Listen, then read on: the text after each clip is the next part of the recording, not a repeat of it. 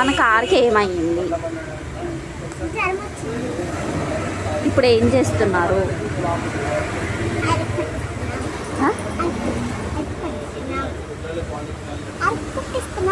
అరకు పట్టిస్తున్నామా? ఎలా పట్టిస్తున్నాం?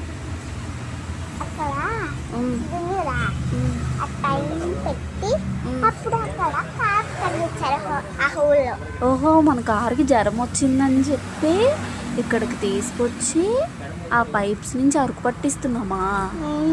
ఆహా, నోరు తెరిచింది కదా ఇప్పుడు కారు. నోరు తెరిచి అరకు తగ్గుతుంది కదా. ఎప్పుడు తగ్గుతుంది జ్వరము? దేవుడా, పాపం కారుకి ఒంట్లో బాగాలేదని పాపం మేము డాక్టర్ దగ్గరికి తీసుకొచ్చాము.